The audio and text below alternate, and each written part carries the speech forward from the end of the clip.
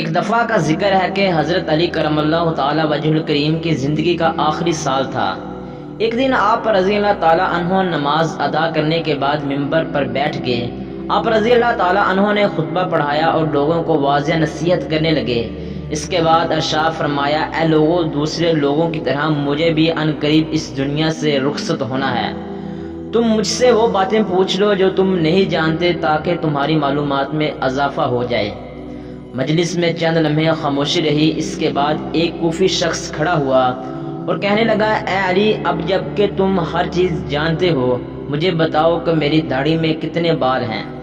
حضرت علی رضی اللہ تعالی عنہ مسکرائے اور اپنے ہونٹوں پر ہونٹ رکھ دیے، لیکن ابھی آپ نے کوئی بات شروع نہ کی کہ مجلس کی خاموشی ٹوٹ گئی اور ہر طرف سے آوازیں آنے لگیں۔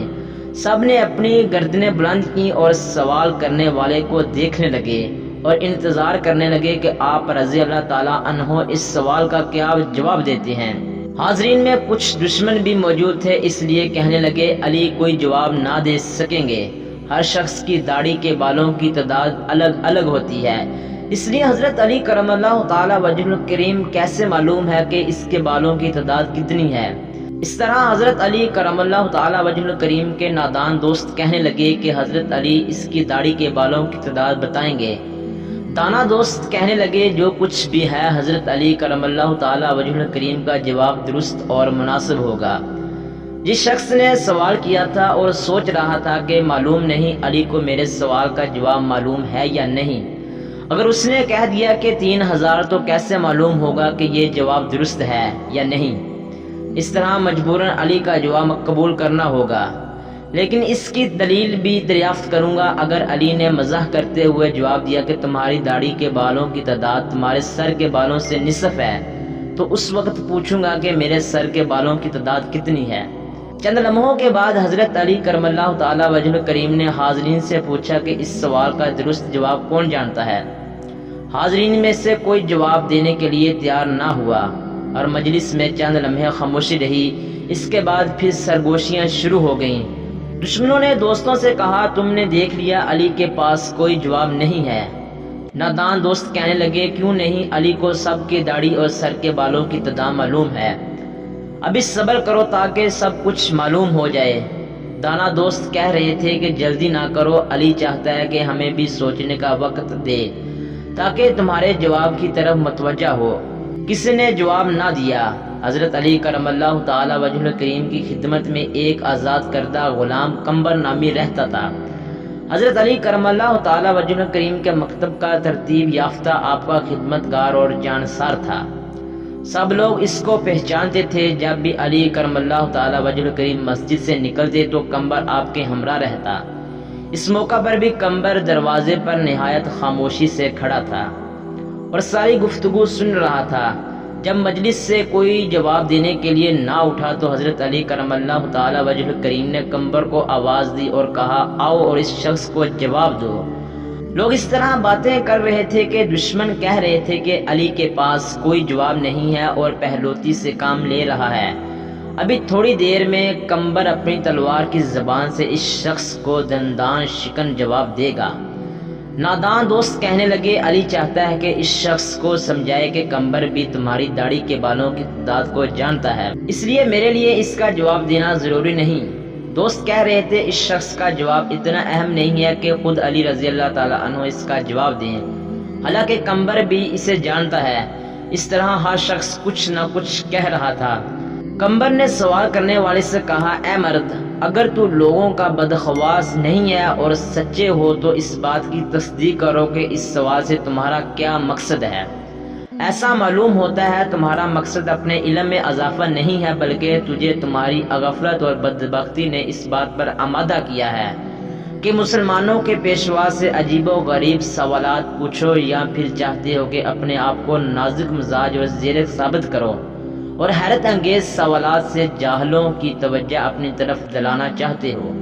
لیکن یاد رکھو، علی رضی اللہ تعالی عنہ کو وہ سب معلوم ہے جس میں تمہاری بلائی ہے۔ میں تمہیں جواب دے سکتا ہوں، لیکن اس سے قبل کہ تمہارے سوال کا جواب دوں، تم کو معلوم ہونا چاہیے کہ تمہاری داڑھی کے ہر بال میں شیطان بیٹھا ہوا ہے جو تمہارے دل میں وسوسے ڈالتا ہے اور تمہیں راہ راستے دور کر رہا ہے۔ اے مرد، ہم روز 5 نمازوں میں کئی مرتبہ اللہ تعالیٰ سے دعا مانگتے ہیں کہ ہمیں سیدھے اور نیکوں کے راستے پر رہنمائی کرے اور ہمیں مجرموں اور گمراہوں کے راستے سے روکے، لیکن تمہارا سوال اس قسم کا نہیں ہے کہ گمراہی سے بچے رہو۔ جو شخص راہ راست کی تلاش میں رہتا ہے وہ نیکی اور بلائی کے سوالات پوچھتا ہے اور ایسی دعا مانگتا ہے کہ جس کو جاننے یا حاصل کرنے میں اس کی اپنی یا دوسروں کی سعادت اور بلائی ہو۔ یہ تو محض شیطان کا وسوسہ ہی ہوتا ہے جو انسان کو ایسی چیزوں کے پوچھنے اور جاننے پر آمادہ کرتا ہے جس میں کوئی فائدہ نہیں ہوتا۔ میں تمہارا جواب دے سکتا ہوں، لیکن یاد رکھو انسان کی عمر چھوٹی ہے۔ جو لوگ اپنا وقت، عمر اور سوچ بےہودہ باتوں میں ضائع کر دیتے ہیں تو انہیں مفید باتوں کا سیکھنے کا موقع نہیں ملتا، اس لیے ہر روز تہی دست رہتے ہیں۔ اس وقت ان کی کوئی قدر قیمت نہیں رہتی، وہ کمزور اور زیر دست بن جاتے ہیں اور دشمن ان پر غلبہ پا لیتے ہیں۔ پھر ایسے لوگ آ جاتے ہیں جو ان پر حکومت کرتے ہیں۔ ہماری رہنمائی کے لیے اللہ تعالیٰ کی کتاب موجود ہے جس میں کوئی کمی بیشی نہیں ہے، لیکن اللہ تعالیٰ کی کتاب بھی آسمان کے ستاروں، فرشتوں اور پیغمبروں کی تعداد بیان نہیں کرتی، اس لیے کئی چیزوں کو شمار کرنا بے حاصل ہے جب تک کہ اس میں فائدہ نہ ہو۔ جو شخص بیمار کی نبض کی گنتی کرتا ہے طبیب کہلاتا ہے۔ ایسا شخص بیماری کا سبب دریافت کرتا ہے، لیکن دین کے پیشوا انسانی روح کے طبیب ہوتے ہیں۔ ہمارے پیغمبر صلی اللہ علیہ وسلم بھی اس لیے تشریف لائے کہ لوگوں کی راہ راست کی طرف رہنمائی کریں، اس لیے تشریف نہیں لائے کہ سالن میں پکی ہوئی دال کے دانوں کو شمار کیا جائے یا اپنی اور دوسروں کے داڑھی کے بالوں کی گنتی کی جائے۔ سوال کرنے والا ابھی تک نہایت ہی بے صبری سے اپنے سوال کے جواب کا انتظار کر رہا تھا۔ کہنے لگا، کمبر تو نے واضح اور نصیحت تو کر دی ہے لیکن میرے سوال کا جواب نہیں دیا۔ کمبر نے کہا، میں اس کام میں مشغول ہوں، لیکن میں چاہتا ہوں کہ موضوع زیر بحث زیادہ روشن ہو سکے، اس لیے مجھے بتاؤ کہ تمہارا پیشہ کیا ہے؟ سوال کرنے والے نے کہا، میرا پیشہ ترازو سازی ہے۔ میں کھجور کی لکڑی، اس کے ریشے اور پتوں سے ترازو بناتا ہوں اور فروخت کرتا ہوں، لیکن میرے پیشے اور سوال میں کون سا ربط ہے؟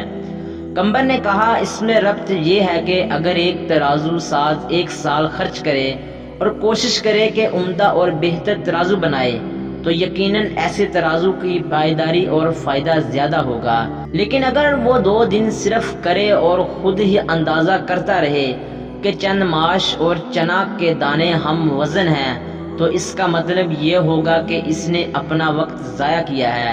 اس میں شک نہیں کہ جاننے اور سمجھنے میں سعادت ہے، لیکن مفید باتوں کو جاننا اور سمجھنا چاہیے۔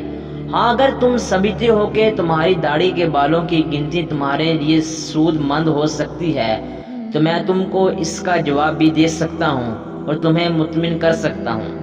سوال کرنے والے نے ابھی سنبھلنے ہی نہ پایا تھا کہ کہنے لگا، مجھے اس کا کوئی خاص فائدہ تو معلوم نہیں ہے، لیکن میں نے ایک سوال پوچھا ہے جس کا جواب جاننا چاہتا ہوں۔ کمبر نے کہا، مجھے بھی اس میں کوئی فائدہ نظر نہیں آتا، لیکن ایسے سوال سے دوسروں کا وقت ضائع کرنے اور بچوں کے افکار کو غم راہ کرنے کے علاوہ کچھ نہیں ہے، لیکن تم ابھی تک اپنے سوال کا جواب مانگنے پر اصرار کر رہے ہو۔ بہت بہتر، کیا تم گنتی اور حساب جانتے ہو اور 1000 سے لے کر 10,000 تک گنتی کر سکتے ہو؟ اس نے کہا، ہاں میں یہ کر سکتا ہوں۔ کمبر نے کہا، اے بھائی، جو لوگ عقل مند ہیں وہ کئی مفید کام کرتے ہیں۔ اگر تجھے کسی کام کی فکر نہیں ہے اور نہ ہی کوئی مفید سوال پوچھنا چاہتے ہو تو میں بھی سمجھتا ہوں کہ ممکن ہے اس گنتی سے تمہارا کوئی ذاتی مسئلہ حل ہو جائے گا۔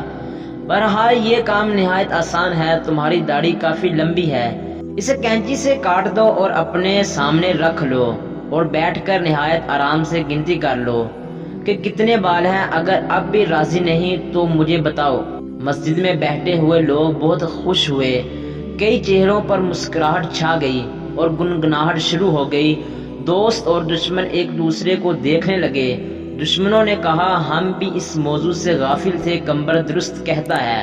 نادان دوست کہنے لگے، واقعی عجیب سوال اور عجیب جواب ہے۔ دانا دوستوں نے کہا، یہی وجہ تھی کہ علی رضی اللہ تعالیٰ عنہ اس کے جواب کے لیے اپنے غلام کو حکم دیا، سوال پوچھنے والے نے شرمندگی سے کہا، اے کمبر، تو نے درست کہا ہے اور مجھے غفلت کے خواب سے بیدار کر دیا ہے اور راہ راست پر لے آئے ہو۔ اب میں اپنی داڑھی کے بالوں کی گنتی معلوم نہیں کرنا چاہتا۔ پہلے تو میں بھی خوش تھا کہ عجیب سوال پوچھ رہا ہوں، لیکن اب سمجھ گیا ہوں کہ کوئی عجیب اور بے حاصل مسئلہ پوچھنا ہنرمندی نہیں ہے۔ میں شیطانی وسوسوں سے اللہ تعالیٰ کی پناہ مانگتا ہوں۔ اس کے علاوہ اس امر سے زیادہ خوش ہوں کہ اگرچہ سوال بہودہ تھا لیکن اس کا جواب نہایت ہی عمدہ تھا۔